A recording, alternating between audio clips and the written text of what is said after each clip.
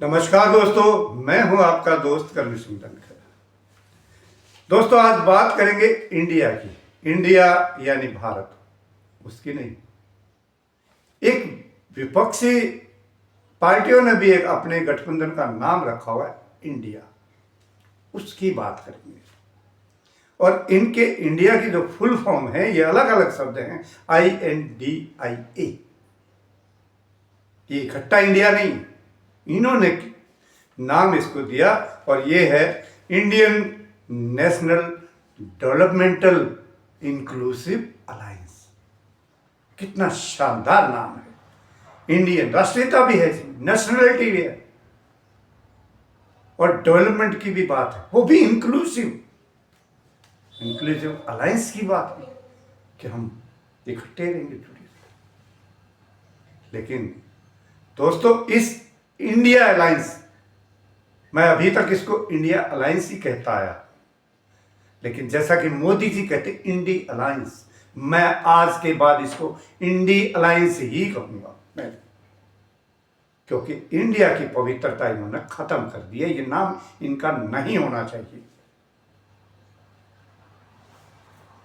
आपने हरियाणा में देखा इनका इंक्लूसिव अलायंस क्या किया इन्होंने, लड़े और मरे। इन्होंने दिल्ली में सब क्या किया, लड़े और मरे। हरियाणा में एक नेता कांग्रेस के राष्ट्रीय अध्यक्ष की बात को नहीं मानते, वो कहते नहीं, मैं अपने हिसाब से करूंगा। दिल्ली में अजय माकन और संदीप दीक्षित, वो कहते हैं कि हम तो अपने हिसाब से दिल्ली में चुनाव लड़ेंगे, हम बहुत मजबूत हैं। हालांकि उनकी चौथी बार जीत रहे हैं। उन्होंने कहा कि हमारी मम्मी ने, संदीप पाठक जो हैं, वो संदीप दीक्षित ये कहते हैं कि हमारी मम्मी शीला दीक्षित ने बहुत काम कराए थे दिल्ली में।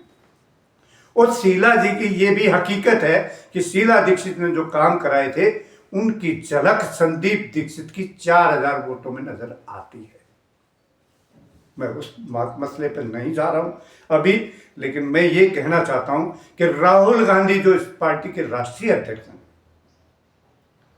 उनकी बात अजय माकन और संदीप दीक्षित जैसे लोगों ने दरकिनार कर दी। राहुल गांधी एक लाचार राष्ट्रीय अध्यक्ष एक पार्टी के।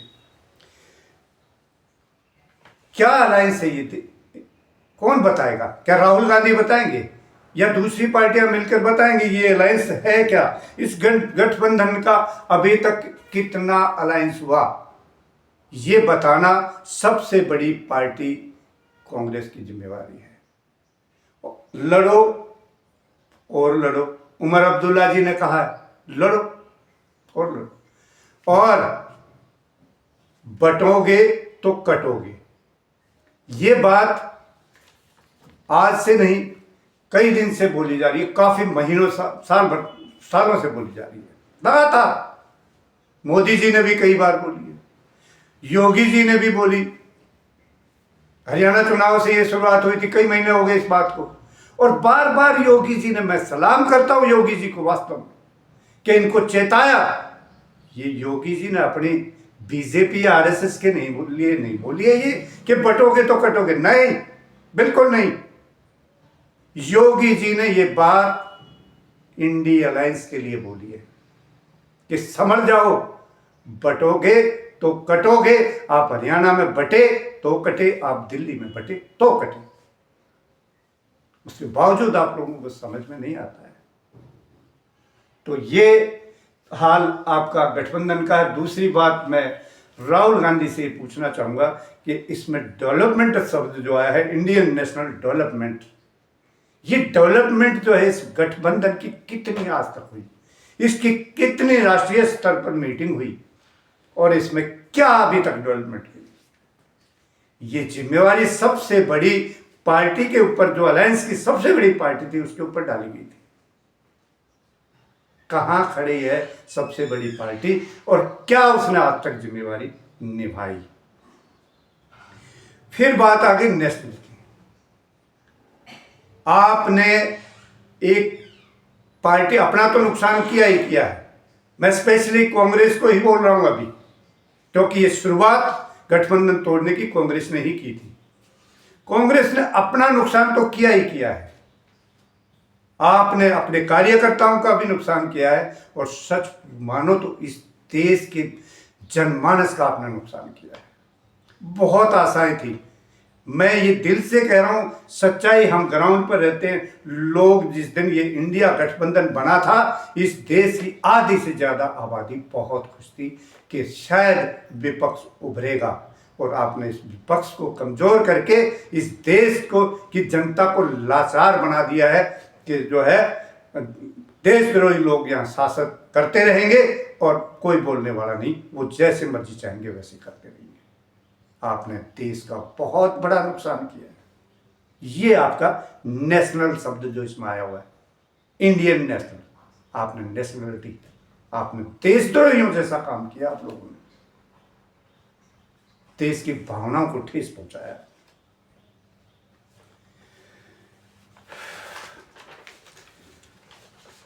अब बात हम करते हैं कि भाई अरविंद केजरीवाल जी की पार्टी की। यहां अरविंद केजरीवाल भी अछूते नहीं है। इन्होंने अगर हरियाणा में कर दिया था तो आप लोगों को भी चाहिए था कहीं ना कहीं किसी स्टेज पर कोई बात हो, समझौता हो, ये भी बहुत जरूरी था। दूसरी बात, आप जिस ईमानदारी, जिस मेहनत से, जिससे आपने काम किया, वो आपको सलूट है, क्योंकि आप यहां नहीं आ रहे, अरविंद केजरीवाल बिल्कुल नहीं आ रहे, और ना ही दिल्ली की जनता हारी है। दिल्ली की जनता ने एक तरफ आधे वोट अरविंद केजरीवाल के आम आदमी पार्टी को दिए हैं, और एक तरफ दूसरी साइड देखो तो कांग्रेस पार्टी हो गई या दूसरी पार्टियां हो गई, उस बीजेपी और कांग्रेस अलायंस को दिए। ये इंडिया अलायंस तो हो गया खत्म, अब तो कांग्रेस बीजेपी अलायंस है। दिल्ली से ये शुरुआत हो चुकी है कि कांग्रेस बीजेपी अलायंस है। अगर ये अलायंस नहीं होता तो आज भूपेंद्र सिंह हुड्डा कब के जेल में होते हैं। उन्होंने हरियाणा को बेचा, हरियाणा की जनता के जो है ना मतों को बेचा, अंदर खाते समझौता किया। कल परसों वो मोदी जी से बाप बेटे दोनों वहां पे मिल रहे थे, ये भी पूरा हरियाणा जानता है, देश जानता है। उन्होंने बेचा। अब राहुल गांधी ने भी अंदर खाने कहीं ना कहीं कुछ तो है, वरना आज तक 10 साल हो गए, बाड्रा जेल में क्यों नहीं गया? अगर इतने सारे उनके ऊपर जो है ना घोटाले, गबन और सब कुछ में बाड्रा का नाम है, तो बाड्रा अभी तक जेल क्यों नहीं है? ये बीजेपी बताए, बीजेपी के कार्यकर्ता बताए, आरएसएस बताए कि ये मामला आखिर ये रिश्ता क्या कहलाता है, ये बताना होगा। अरविंद जी, आपसे अनुरोध है, अब आप लगभग जो है दिल्ली से फ्री हो चुके हैं। अब मैं ये तो नहीं कहूँगा कि दिल्ली की जनता से आपका नाता टूट, आप नाता दिल्ली की जनता से जितना आपका नाता है, जितना प्यार है, उतना प्यार अब देश की जनता पर बरसाइए। घर से निकलिए, हर प्रांत में जाइए, अपने कार्यकर्ताओं से मिलिए और उनसे पूछिए कि हालचाल क्या है। दूसरी पार्टी के नेताओं से मिलिए और कोशिश करिए कि उस इंडिया शब्द, जो पवित्र शब्द बनाया था इंडिया गठबंधन के लिए, उसकी पवित्रता को बहाली की कोशिश करिए कि वो इंडिया शब्द की पवित्रता दोबारा से बहाल हो। आपको बहुत मेहनत करनी पड़ेगी। अंत में मैं आज ताऊ देवीलाल को याद करना चाहूँगा। मुझे वाकया याद आ गया, जब हम न्याय युद्ध में ताऊ देवीलाल के साथ खड़े थे, सड़क सब जगह हमने सब कुछ जाम कर दिया था न्याय युद्ध के समय, और जब ताऊ की सरकार आई तो उस समय भी ताऊ ने ये बोला था कि मैं जो है बुजुर्गों की वृद्धावस्था में जो लोग हैं, वृद्धों के को मैं पेंशन दूंगा। और इस देश का मीडिया और दूसरी पार्टियां और कांग्रेस सब कुछ चिल्ला रहे थे कि पैसा तो है नहीं, दोगे कहां से। लेकिन ताऊ ने बड़ी मजबूती से एक बात कही थी कि जैसे ही मैं कुर्सी पे बैठूंगा मेरे सामने कागज आएंगे, नीचे लिख दूंगा देवीलाल और पेंशन लागू। वो पेंशन देश में पहली दफा वृद्धावस्था पेंशन हरियाणा में लागू हुई थी। ताऊ को मैं सलाम करता हूँ इस मामले में, बहुत ही मजबूत फैसला लिया था। लेकिन अभी तक दिल्ली में भी ये बात हुई थी कि 1000 रुपये महिलाओं को देंगे, नहीं दिए गए।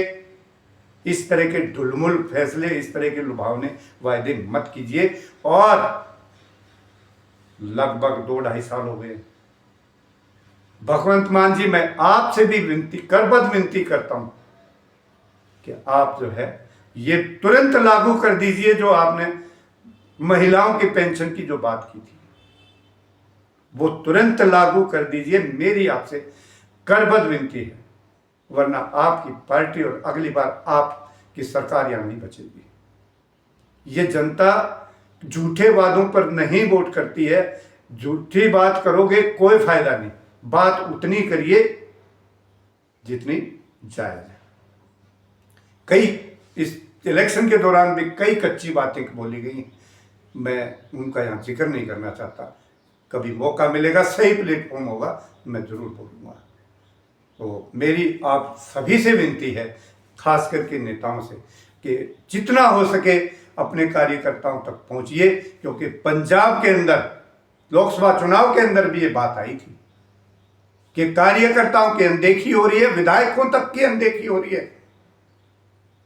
अनदेखी का मतलब सीधा सीधा जनता ये निकालती है कि इसका मतलब कहीं ना कहीं ये मंत्रीगण माला माल हो रहे, जबकि ऐसा है नहीं वहां पे।